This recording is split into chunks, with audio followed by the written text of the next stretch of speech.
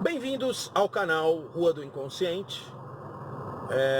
Hoje nós falaremos sobre a bobagem como recurso terapêutico, tá bom?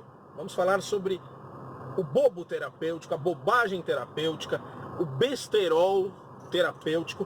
Antes disso, pequeno trecho da música.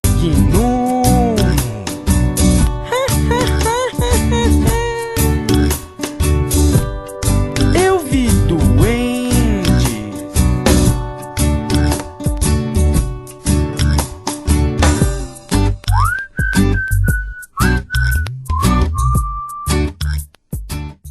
Muito bem, voltando. Você gostou da música dos gnomos? Nada como gnomos. Os gnomos, eles são seres... Eu gosto muito de gnomos. Ainda não os vi. Talvez eu não tenha feito ainda uso de substâncias que favoreçam ver os gnomos. Um amigo meu jurou que viu os gnomos, tá certo? Então os gnomos são elementais da bobeira, elementais da luz, tá certo? Elementais da psique humana. Eu esqueci que eu teria que abastecer o carro, vou abastecê-lo e já volto. O aspecto do brincar dentro de uma relação terapêutica, né? O lúdico, a invenção, a criatividade, a entrega, a posição de um analista ou de um acompanhante terapêutico implicado com o seu corpo. É muito importante, depois que eu conheci Spinoza, é uma descoberta recente, eu estou muito nessa brisa de corpo, de afetos, quais afetos que te afetam, quais as forças que te mobilizam. O Spinoza é um autor que vai tratar muito esses temas de uma forma muito brilhante, não é? E é dele a famosíssima frase de que a consciência é determinada pelo encontro de corpos. Acho muito interessante porque o Spinoza ele dá uma ênfase à imanência, ao corpo, ao aqui agora, à pele, negou, ao contato, não é? E eu tenho uma clara impressão de que as teorias psicanalíticas e as teorias psis, elas na maior parte das vezes são usadas como defesa. Vou explicar esse troço.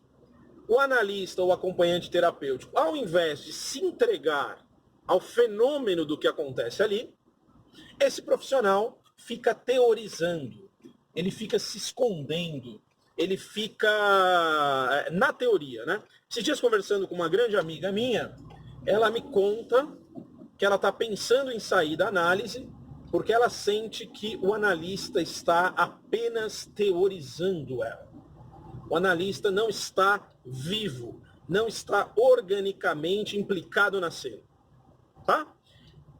Eu estou dando esse nome de bobagem porque a bobagem ela é uma dimensão excluída das faculdades de psicologia. O bobo, o brincar e o lúdico, ele não entra na academia. Não entra.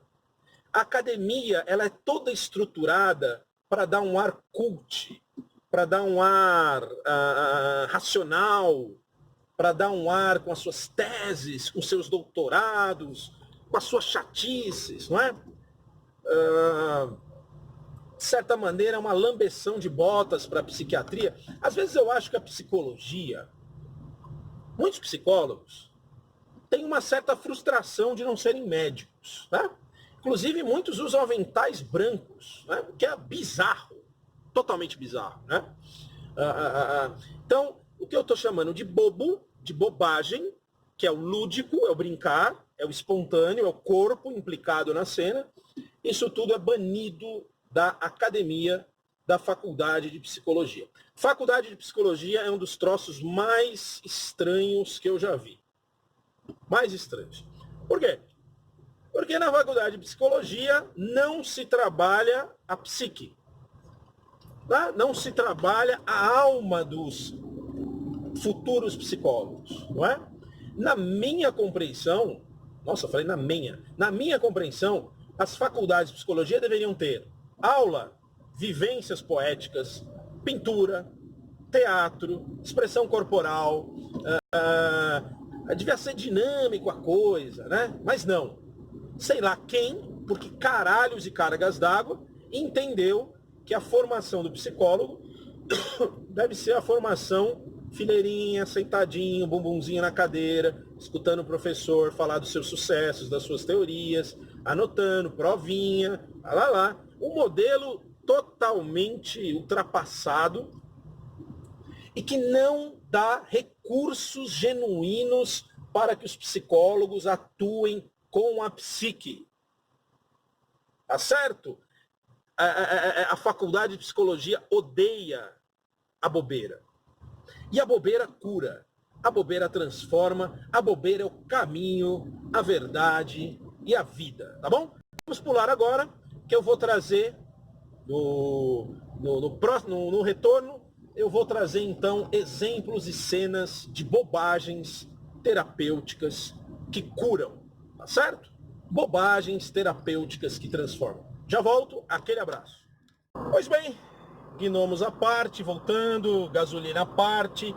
Bom, me comprometi a dizer sobre as bobeiras como recursos terapêuticos. Pois bem, principalmente quando nós tratamos com crianças e adolescentes, né?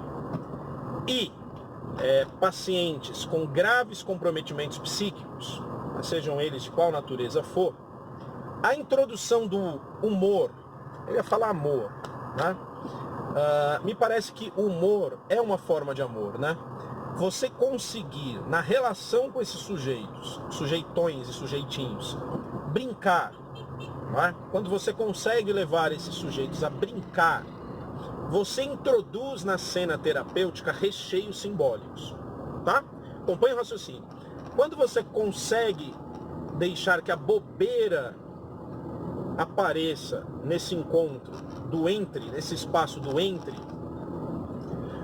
você traz a possibilidade de encontros divertidos, de afetos que nasçam ali, afetos do riso, do humor, da alegria, da imaginação, da criatividade, percebe?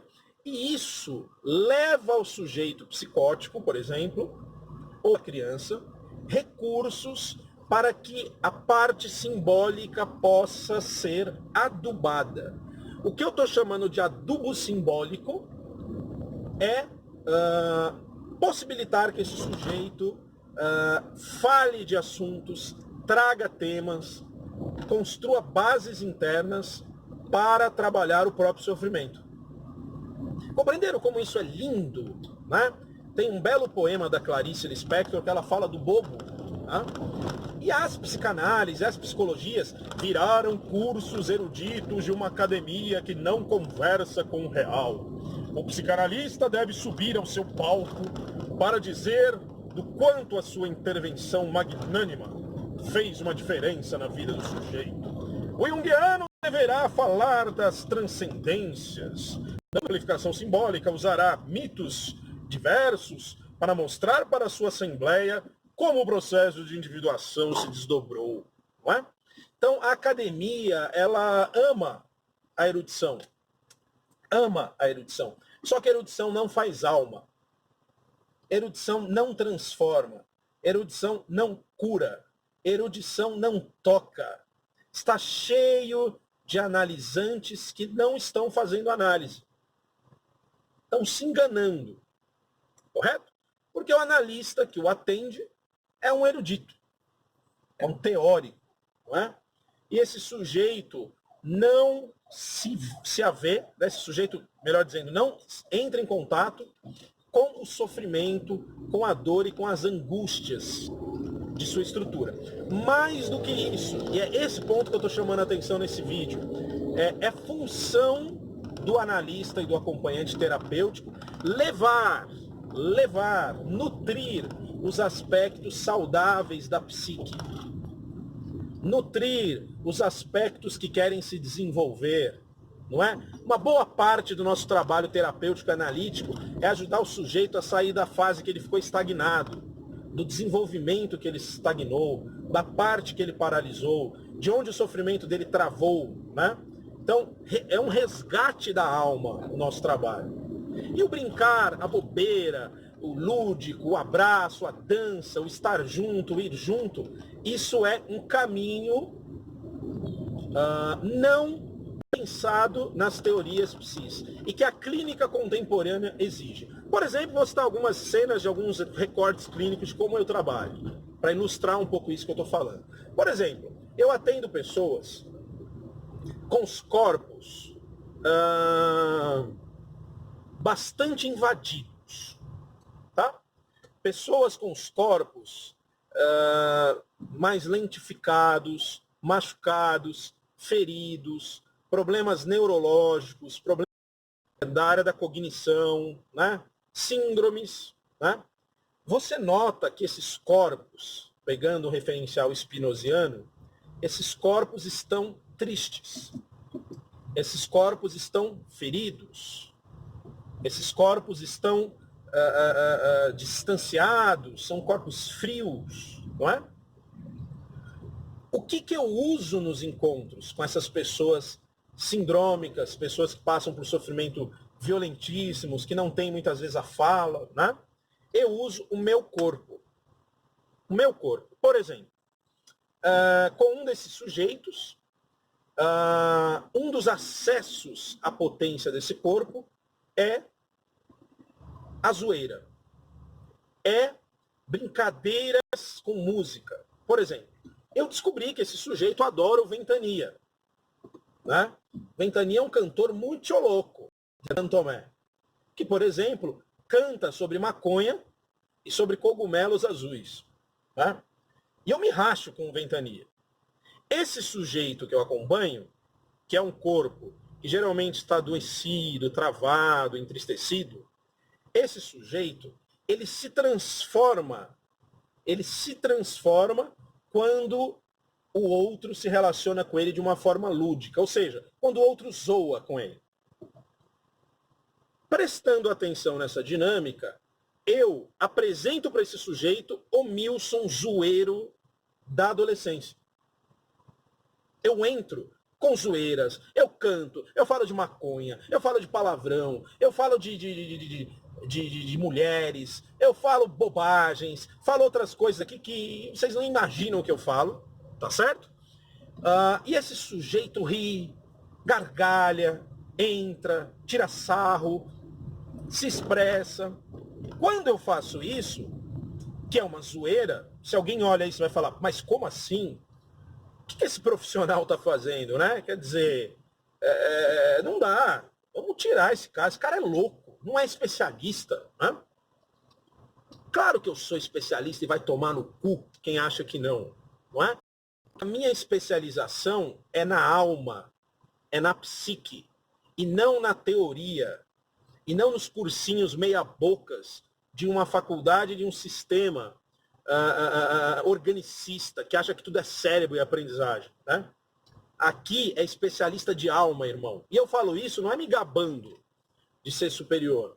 Falo isso porque foi muitos anos de análise, de supervisão, de luta, de labuta, de contato com os meus buracos para oferecer para o outro. Então é do lugar do curador ferido, não é lugar de superior. Tem superioridade aqui. Né? Mas tem uma especialização, sim. Tem uma competência construída no brincar, na bobeira, na bobagem terapêutica, não é? E essas bobagens, por exemplo, essas brincadeiras que eu citei com esse sujeito que eu acompanho, vitalizam esse corpo. Ele recupera a criatividade, ele se sente extremamente feliz e ele me procura. Ele me liga, ele me manda mensagens. Ele é um corpo que se vitalizou com bobeiras. Estão percebendo? E quando esse corpo encontra o meu corpo zoeiro, que nesse caso encontrou a dose certa, o recurso certo para ativá-lo, para potencializá-lo, esse sujeito se sente competente. Esse sujeito volta a ter esperança no mundo. Esse sujeito volta a brincar, volta a sonhar. Então, a bobeira terapêutica, ela é o suprassumo de uma relação que visa o trabalho com a alma. Entenda bem, E essa experiência do brincar, ela não é uma técnica. Ela vem de uma profunda conexão com esse sujeito. Ou seja, jamais a bobeira terapêutica que é feita com um vai servir para o outro. Estão compreendendo isso? Então não é um brincar por brincar. É um empréstimo das profundezas da minha psique, via bobeira, via brincar, para esse sujeito em sofrimento. E isso é lindíssimo. Lindíssimo. Tenho cenas lindas, lindas, lindas. Muitas cenas lindas. Que eu vejo o efeito, o quão isso é benéfico para o sujeito, para a clínica contemporânea.